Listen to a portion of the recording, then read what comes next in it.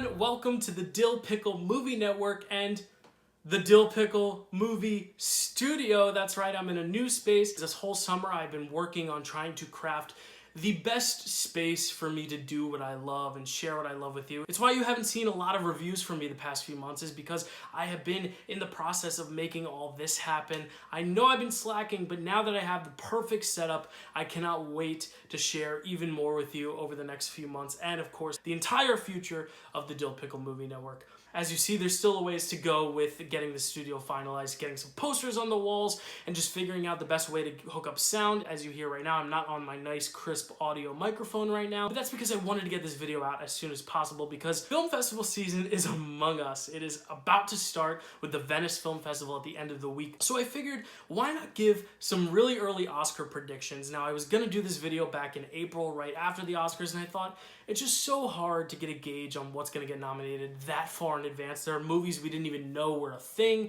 that far in advance, and it would just be the same 5 movies I'd be talking about. So I said, let's give it some time, and right before festival season, let me drop all my predictions, and that's what I'm doing right now. I'm dropping all my predictions for the Oscars, not all the categories, but all the big categories. So picture, director, acting, actress, supporting actor, supporting actress, and of course both screenplays and best animated features. So those 9 categories I'm gonna be talking about. Stuff like score, song, visual effects, cinematography, that stuff I feel like you need to actually see the movies to be able to judge what's gonna get nominated. Whereas a lot of these other categories, it's based on word of mouth from other festivals, maybe like Cannes Film Festival, Sundance Film Festival, or maybe it's just assuming based on the director's previous works, assuming who's going to get into each category. So it's a really fun process, especially before these festivals, before most people have seen these movies, to try to get a gauge of what's going to happen. So then we can either be hilariously wrong at the end of this or impressively right.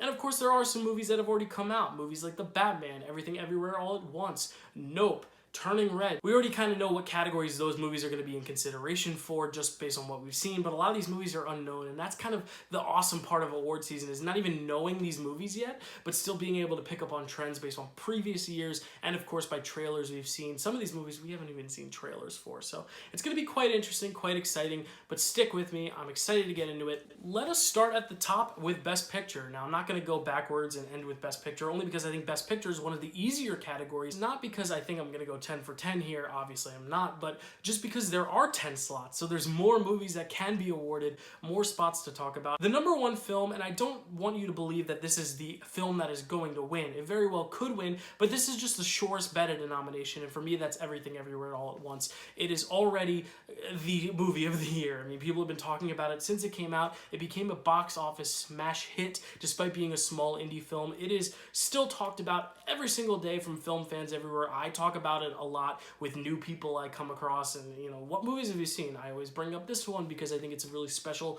and unique film. Will it win because it came out so early in the year? I don't know, but I think it's the surest bet for a nomination. And number 2, I have Bardo, or False Chronicle of a Handful of Truths. That's the full title. Alejandro Gonzalez Iñárritu loves his big titles like he did with Birdman. Speaking of, Birdman won Best Picture. The Revenant was almost a Best Picture winner. So I think it's safe to say the Academy loves Iñárritu, and I think a lot of people who watch his movies love Iñárritu's movies. I think with 10 spots, and this being the big Netflix push of the year, I don't see how it doesn't get in here. Next up, we have The Fabelmans, Steven Spielberg's film about his childhood, inspired by his childhood. Listen, it's Steven Spielberg making a biopic similar to what we saw with Belfast with Kenneth Branagh. I'm not saying these movies are going to be anywhere close to each other in quality or in subject matter, but the idea of just making a film inspired by childhood, a beloved director, I think it's a shoo-in for Best Picture. Next, we have Babylon, obviously. Damien Chazelle coming off of La La Land and Whiplash. He didn't get nominated for First Man, but First Man came out a little bit earlier in the year. Babylon is also centered around Hollywood. I think that helps, especially for a Best Picture nomination. Next up, we have The Son. The Father was a big hit a few years ago. This is the follow-up, starring Hugh Jackman, Laura Dern, Vanessa Kirby, directed by Florian Zeller, who just had The Father nominated a few years ago. And that, of course, was amongst a COVID year where there were just less movies to choose from. But even in a bigger year, I think The Father still would have gotten in. I think The Son is going to get in, especially off the heels of The Father. Next, we have Women Talking. This movie has had probably the least amount of trailers or press or anything beforehand, but just given the director and the cast behind this, Sarah Polley directing it, of course, the cast stars Frances McDormand, Jessie Buckley, these big names that are still hot and current right now. It looks like it's going to be a very important film, a film that has going to have a lot of people talking, women talking, people talking, bad joke. But I really do think this is one of the films that'll most likely get in. I don't want to say definite because nothing's a definite here except for maybe the number one, but I think it's likely. At number 7, we have The Banshees of Inisherin. I was not necessarily thinking about this on my radar until the trailer came out. The trailer looks really, really good. Martin McDonagh's last film got nominated for a lot, 3 Billboards. I think this movie could do the same thing. This looks like a movie that people are going to enjoy. I enjoyed the trailer. I enjoy the talent behind it. Again, with 10 spots, another Martin McDonagh film, it has a good chance of getting it. At number 8, we have Top Gun Maverick. Top Gun Maverick has already come out. Of course, people love it. It's the big blockbuster of the year. And some people are saying, well, you think that and Everything Everywhere All at Once are going to get in because they both came out pretty early in the year? Yes, I think it's possible, especially with 10 nominations. Who's to say how many films can come out during Oscar season or during the summer season? The fact of the matter is, Everything Everywhere All at Once and Top Gun Maverick are the 2 biggest films of the year so far. It's hard to ignore, and Top Gun Maverick is having a campaign. They really want that nomination, and amongst 10 nominees, this is the most technically impressive in terms of just its visual scope and the demands the actors had to go through in getting the product and the beautiful product of that they got. I don't see how this doesn't at least scratch the surface. It might not be guaranteed a nomination, but I think especially if some of these other films don't get as great reviews as we think they're going to, I think Top Gun Maverick can snag the nomination. Number 9, we have Empire of Light. Sam Mendes, pretty much a safe bet with a lot of his films. Obviously, 1917 was his last big one, and this is a movie about movies. There's a lot of cinema in the trailer, and I just think of movies like this and Babylon. I just think the Academy loves movies about movies. I'm not saying that's the only thing it's got going for it, but watching the trailer, I was like, yeah, this is Oscar bait,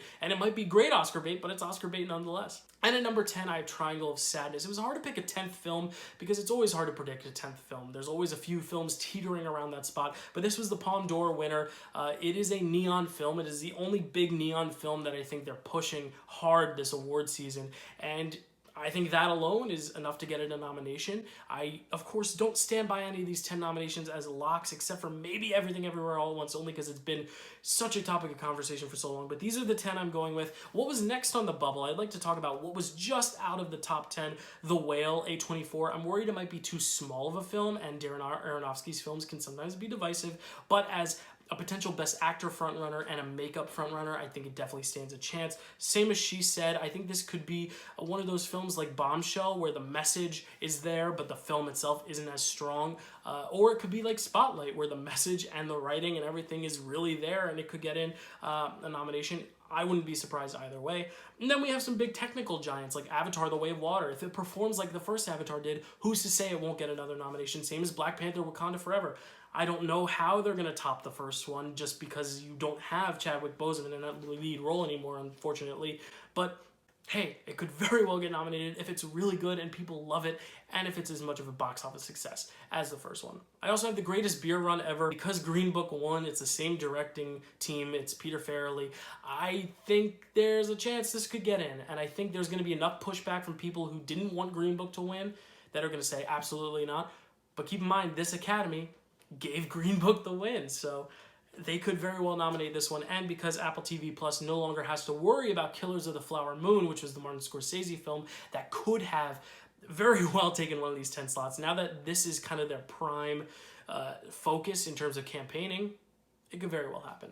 Some of the long shots, these I wouldn't count out completely, but I think they're teetering off the edge. Tar, I watched the trailer, it looks really my speed, but it doesn't necessarily look like the Academy's speed. Same as White Noise, I think it looks really good, but just does not look like something the Academy's gonna eat up, especially for Best Picture. Elvis, how many films from the first half of the year are really gonna get in? I don't know. Elvis seemed to be a hit, but I just don't know if it's gonna have the legs that something like Top Gun Maverick did. Don't worry, darling, this could be a great film, this could be a controversial or divisive film, who knows? I think it's definitely hot in conversation right now. I don't know if it's going to be an Oscar player. And then The Woman King, I've seen the trailers. It very much feels like it could be something that gets a lot of nominations, or it seems like something that could be just overshadowed by other films. I'm not so sure. Moving on now to Best Director, and at number 1, I have Steven Spielberg. He's making a film about his childhood. I think he's going to get in here. Same with Alejandro Gonzalez Iñárritu. He was just nominated and won for Birdman and The Revenant back to back. So it's like, I think there's a good chance he'll get a nomination here too. I don't know who's going to win, but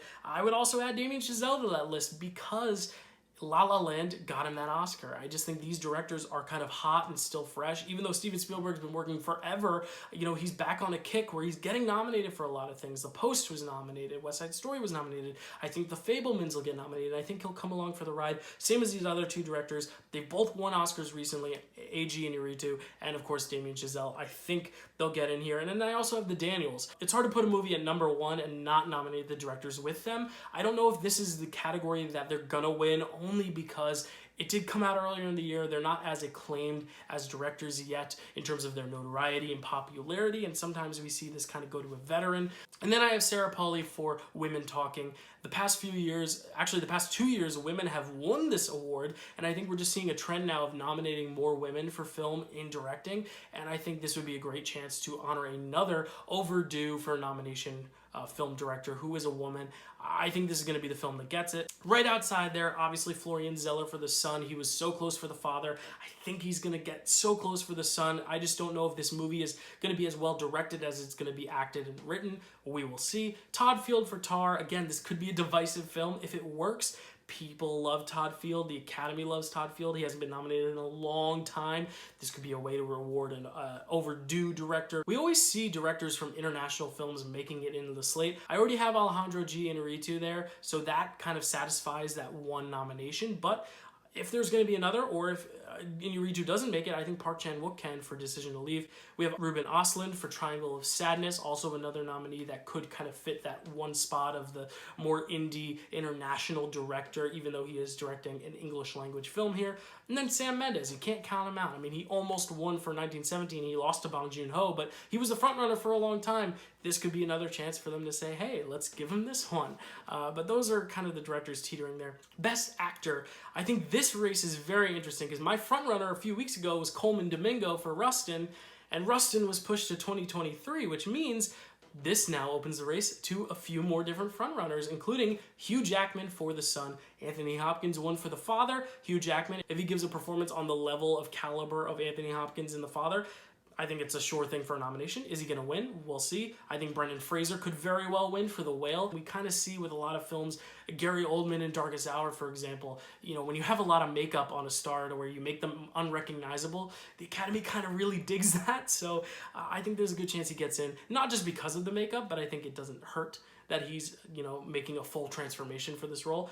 Speaking of transformations, I think Austin Butler for Elvis is now becoming a sure thing by the day. Early in the summer, I would have said no way. When the movie came out, I said maybe there's a way. And now I think there's a really good chance because so many acting contenders are no longer here. Coleman Domingo's not here for Rustin. Leonardo DiCaprio is no longer here for Killers of the Flower Moon because those movies got pushed.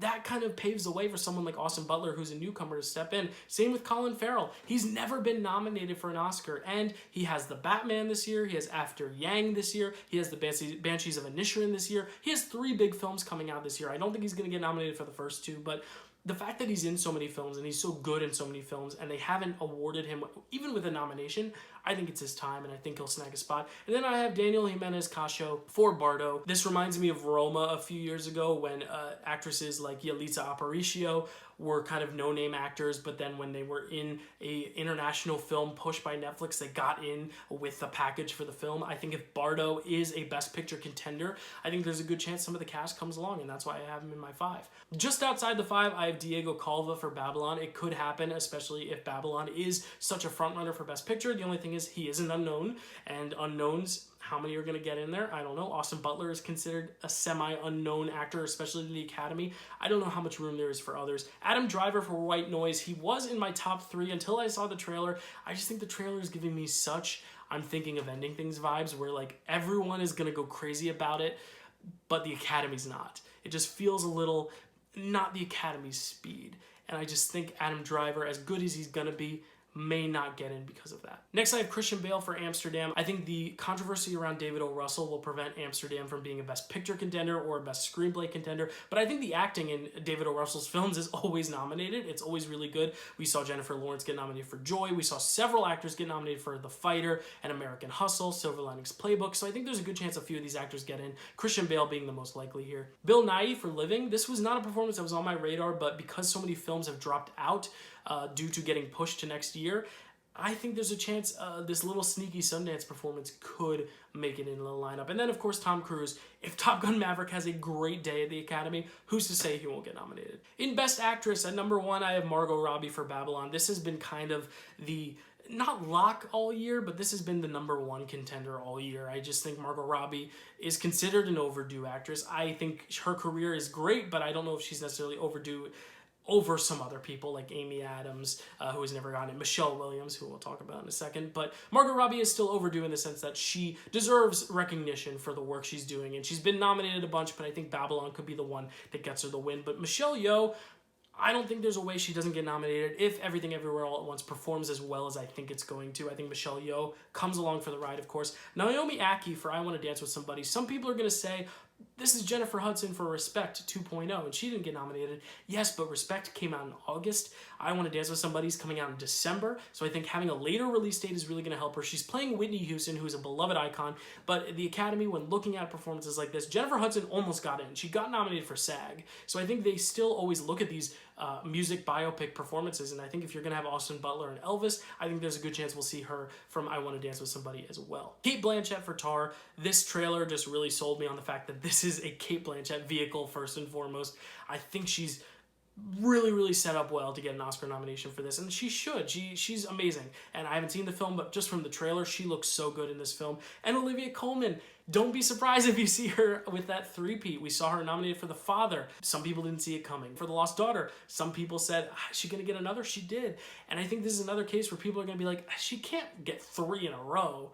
Is she? And I think she might. I think she is the most similar to Meryl Streep, not in terms of their acting quality, but in terms of the projects they're in and the projects that set them up for nominations. I think we could see Olivia Colman pick up 15, 20 nominations by the time her whole career is up, depending on how much work she continues to put out, how much prestige work she continues to put out. And again, she looks really good in this trailer. She looks like she's going to be incredible in Empire of Light, and I think that is going to get her a nomination. Next on the bubble, we had Jessica Chastain for The Good Nurse. She just won, so that could help her, or that could hurt her. Usually if you win the year before, you're not necessarily a lock for the very next year, but who knows? She could. Carey Mulligan for She Said. The only reason I don't have her in my top 5 is because I don't really know if she's the lead of the film or if Zoe Kazan is the lead of that film or if they both share the lead of that film. And I think when you have multiple leading figures in a film, that could kind of hurt Oscar chances because they kind of split between the two of you. But she just came off of a big nomination a few years ago for Promising Young Woman. It could very well happen. Danielle Deadwyler for Till. This was a performance on paper that I thought was really primed to get a nomination. Then I saw the trailer. The actual nature of the film just came across a little artificial. I don't know what it was about the trailer. It just didn't reel me in or rope me in the way I wished it had, but she still, I think, has a good chance. It's just, I don't know if the movie is going to be as big a player as I expected earlier in the year until seeing the trailer. Florence Pugh in Don't Worry Darling, she is one of those, popular actresses who is overdue for more nominations. She's only been nominated the once for Little Women, which early in her career, only one nomination, still really good. But again, I think people are going to be starting to nominate her more and more over the next few years. I don't know if this is going to be the one, but she very well could. Frances McDormand for Women Talking. Again, like Carey Mulligan and She Said, I think Frances McDormand is going to be sharing the spotlight with a few other actresses, but it's Frances McDormand. And when we count out Frances McDormand, usually she comes by and surprises us. Best Supporting Actor, at number 1, I have Ke Kwan for Everything Everywhere All at Once. People who have seen the movie leave it thinking he's the highlight, and I think for an actor who has such a great story, he quit acting because there weren't roles for Asian American actors in Hollywood, to come back into this project and steal so many hearts. He was a kid a lot of people in the Academy grew up watching in The Goonies and Indiana Jones and the Temple of Doom, to now see him as a fully matured actor putting on such beautiful work. I think there's a very good chance he gets nominated for this film, especially if it picks up as many film nominations as I think it's going to. Paul Dano in The Fabelmans, another actor who's never been nominated, but again, I feel like he's overdue. I think like Colin Farrell, this guy just has been around for so long and hasn't been awarded, and I think he has a lot of great work coming out, including another Batman villain in The Riddler. I just think we're going to be seeing a lot of Paul Dano.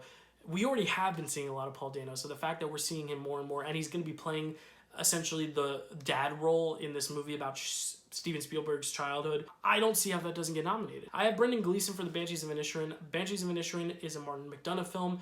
Three Billboards was a Martin McDonagh film. Three Billboards picked up an actress win, a supporting actor win, and another supporting actor nomination for Woody Harrelson. So I think there's a really good chance a lot of these performances from this film are going to get nominated. Brendan Gleeson, another person who has not been nominated, who I think would be a great addition. Speaking of Woody Harrelson, I have him here for Triangle of Sadness. I think Triangle of Sadness was a big hit at Cannes Film Festival. I think it's a movie a lot of people are going to enjoy. He is the biggest name from that cast. With Killers of the Flower Moon out of the picture, you now remove names like Robert De Niro, Jesse Plemons. I think there's a lot more room for people like Woody Harrelson to slip in, and people like John David Washington. Like I mentioned with Christian Bale in the last few categories.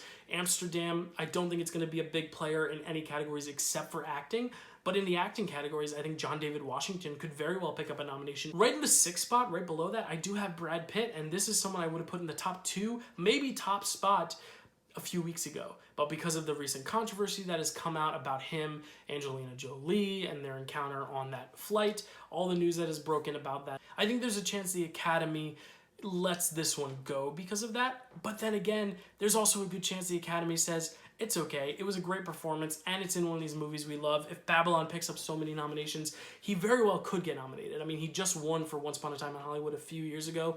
I would not be surprised if he got nominated, but I think with the recent news, I think there's a chance he misses. I think of everyone in Babylon, Margot Robbie seems like the safest bet now. I also have Zen McGrath here for The Son. This is a role that is very heavily, prominently featured in the role. He is the son. He's the kid in this movie. But recently, we haven't seen a lot of kids get nominated for films, especially young boys. I just think if we had seen like Jacob Tremblay pick up a nomination for Room or Woody Norman pick up a nomination for Come On, Come On, I would have put this in my top 5. But the fact that we haven't seen children performances nominated in a while in this category, I think it's a slim chance. I also have Mark Strong for Tar. This seems like a Cate Blanchett, Todd Field vehicle, but if it's such a big player that they rope in more nominations, he could very well follow suit. Same as Don Cheadle with White Noise. I think this is a film that might be divisive, but if it is good and a lot of critics and audiences and Academy members respond to it more positively than I think they will, then he could also come along for the ride. And then I have Seth Rogen for The Fabelmans. I don't think this is going to be a double nominee, but there's a chance that Paul Dano and Seth Rogen both get in. I don't know how big of a role Seth Rogen has in this. I've also heard Judd Hirsch is great in this film from early just rumblings and discussions that I've heard about it. So Seth Rogen could get in. I'm putting my eggs in Paul Dano's basket though. Speaking of The Fabelmans, for Best Supporting Actress, I mean, this, if I had to put one lock on the board of like, give her the award now, it's Michelle Williams. I think a few years ago in 2016, it was the Michelle Williams versus Viola Davis debate. Both actresses were overdue. Neither had won an Oscar, and it was Viola Davis's year. This year, I think it's Michelle Williams' year. She's playing Steven Spielberg's mother in this film, and I just think this is a role tailor-made for Oscars. It just feels like a very Oscar-baity role. It's the mother of the lead protagonist kid, but it's Michelle Williams playing that role, and she's so overdue. I just feel like it's a shoo-in for at least a nomination and probably a win, especially with Lily Gladstone exiting the conversation because Killers of the Flower Moon got delayed. I just think this is a sure bet by the day. Every single day, I think it's a sure bet. I'm also adding 2 nominations for The Son. Like I said, this is going to be a very heavy acting film, and I think in a lot of years we see double nominees. Judas and the Black Messiah picked up 2 nominations in one category. 3 Billboards picked up 2 nominations in one category. The Irishman picked up 2. I think this is one of those cases where this could happen again. The Son picks up 2 nominations in this category for Vanessa Kirby and Laura Dern. I've heard they're both very big roles in this. So how do you choose one or the other? You don't. You put them both in. I also have Jessie Buckley for Women Talking at number 4. I think Jessie Buckley is someone who is also kind of emerging. She's having this huge breakout with the Academy. I think I'm Thinking of Ending Things was a little too odd for the Academy, but she was welcomed with open arms for The Lost Daughter. She was a surprise nomination, and now that she's on the radar, who's to say she's not going to steal the hearts in Women Talking and really lock up another Academy Award nomination in the 2nd year in a row? I think it's going to happen. This 5th pick is like my fun, ballsy, like go big or go home pick, and that is Angela Bassett for Black Panther: Wakanda Forever. I don't think this film is going to perform nearly as well as the first film, but what I saw in the trailer, I literally watched the trailer, and when Angela Bassett delivered that one line, I gasped. I was like, wow, like that is acting, capital A acting. And if she is a more prominent role than she was in the first one, and she really carries a lot of that emotional weight, she's an overdue actress for another nomination. I think it could very well happen. On the outskirts, I do have the 2 actresses in supporting from Everything Everywhere All at Once. Again, if this film overperforms, I think Stephanie Hsu or Jamie Lee Curtis could get in. I also have Dolly DeLeon for Triangle of Sadness. Again, if Neon puts on a really good campaign, this film could pick up even more nominations than I'm expecting. I have Jean Smart for Babylon. Jean Smart has been winning a lot in the TV side of things for Hacks. I think this can translate well to film if Babylon picks up a ton of nominations, but I don't see them nominating Jean Smart and not Brad Pitt. So if they're gonna ignore Brad Pitt, I think they're gonna ignore everyone else except for Margot Robbie in general. And then Sadie Sink for The Whale. She's having a great year in TV as well for Stranger Things. I just don't know if she's a big enough star. And yes, I know star power doesn't really matter in the Academy's eyes, but for a film as small as The Whale is gonna be, I think it's gonna be harder for someone who's less on the Academy's radar to pick up a nomination. So I think Sadie Sink, while it's a potential nominee,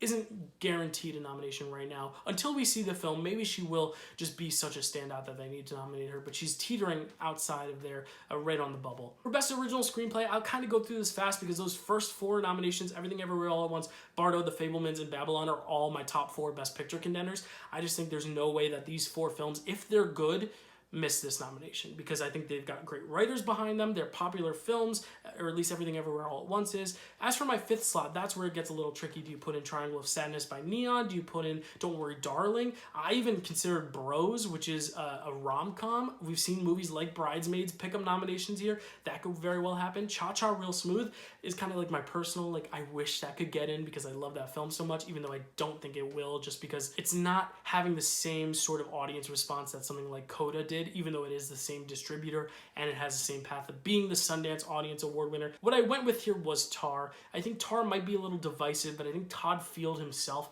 has enough respect from the Academy. He was nominated for In the Bedroom. This is his grand return after how many years? And I think the Academy loves Todd Field enough to give him that 5th slot. For Adapted Screenplay, I think The Son is definitely the heavy favorite here. The Father won for Florian Zeller a few years ago, so I think The Son could very well follow. Same as The Banshees of Inisherin. I think there's a good chance Martin McDonagh, with how well his last film was received, I think this one will also be received well. Women Talking, I think it's getting nominated for Picture and Director, so I think this is going to come along for the ride. She Said, like I said earlier, this could be Bombshell, and in that case, I would put it out of this. But it could be Spotlight. In that case, I think this is more of a top contender in this category. And in 5th place, I put kind of the fun pick here. I put Glass Onion, the Knives Out movie.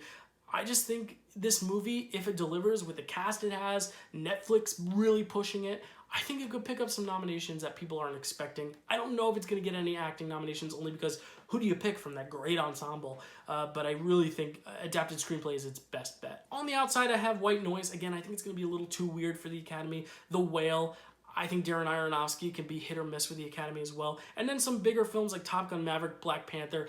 This could happen if some of these films higher on the list are underperforming or just don't really capture the same response that I think they're going to, then some of these films could sneak in. And the greatest beer run ever, do not count out Peter Farrelly. He won the Oscar for Green Book for this category. He very well could for this as well. Lastly, we're going to finish this video with Best Animated Feature. And this is interesting because this is the category where we've seen the most movies eligible to be nominated. So that's going to be really fun. At number 1, though, I'm putting Pinocchio. I think Guillermo del Toro, he was nominated for Best Director and won for The Shape of Water. The film won Best Picture, and then the next few years passed by. He was nominated for Best Picture for Nightmare Alley. He didn't pick up director or screenplay nominations, but that's only because it was such a stacked year. In this category, animated, having someone who is already played in some of the bigger, more prestige categories, now going into one of the smaller, more niche categories like animated feature, where it is such a very specific group of films, I think Guillermo del Toro, because of that, is going to really stand out. I also think Turning Red is a pretty sure bet.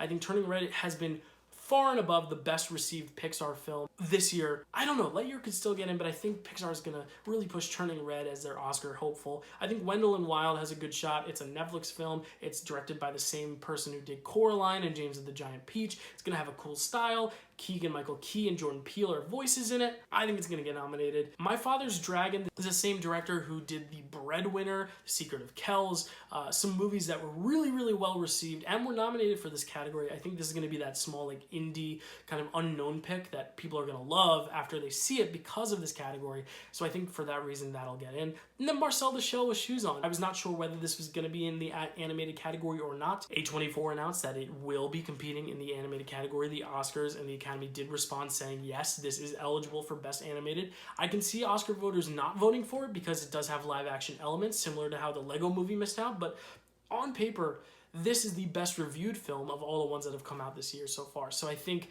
if we're going strictly off of reviews and word of mouth and popularity, I think Marcel the Shell with Shoes On has had a great breakout summer. Kind of this small little hit that gained steam as the summer went on, and I really think it'll get in. Obviously, Strange World, you have to look out for it because it's Disney. Same as Lightyear, like I said. The Sea Beast, Apollo 10.5, those are Netflix plays, especially with Apollo 10.5 being a Richard Linklater film. That could help it as well. And then The Bad Guys, it was a surprise hit. A lot of people liked it, but I think it just came out at a time where too many other animated films like Turning Red, Marcel the Shell, and even Lightyear were topics of conversation. So those are my predictions for nominations for Oscars. It is so early. We do not know what's going to happen, but I thought this would be fun, especially right before festival season starts, to just make some predictions, see how well it goes, because in a few weeks, our hearts are going to be broken when a few of these movies turn out to be kind of duds. And that happens every year. Think about The Goldfinch a few years ago. A few years ago, everyone was like, The Goldfinch is going to win Best Picture, Best Screenplay, and then it turned out to be a movie that a lot of people hated. And so I think there's always those movies that, you never know how they're going to perform at festivals until you actually see them. That's what the beauty of Oscar predictions are, though, is that we get to see past trends and just see what these past directors have done in the past that has been nominated. So I will be back in many more months' time to give you actual Oscar predictions, having seen all these films, having gone through Golden Globes and SAGs and BAFTAs and Directors Guild Awards, Writing Guild Award, Producing Guild Awards. I will be back after all those happen to give you my official Oscar predictions for who I think is going to get nominated in all those categories. Until then, expect a lot of fun videos coming up. Obviously, I have my mainstays on the channel. Picture this: Frame Rec, Marvelous Movie Mondays, Draft Day, Recipe for Reality. But I'm also going to be putting out a Best of Summer 2022 video coming out soon, where I give you my top 10 films of this past summer, including some that I've talked about on this list. Marcel the Shell. But I'm very excited to be sharing that with you, as well as just other reviews in general. Festival season is coming up. I hope to be able to attend the New York Film Festival again this year and just kind of immerse myself in more great films. So thank you for bearing with me also as I've been getting this set up. I know the past few videos, the last few podcasts, a lot of the background has just been blank white. It's been this wall, but I finally got all this stuff ready and built and excited to share with you. So I'm excited to see this channel just propel forward in the next few months. And as always, thank you for liking, subscribing, commenting. All of you who are returning, if you are new to the channel, please do that. Please like, comment, subscribe. It really helps this channel grow, and it makes me really happy. So thank you guys so much for joining me on this Oscar prediction, very early Oscar prediction ride, and I'll see you next time. Bye, y'all.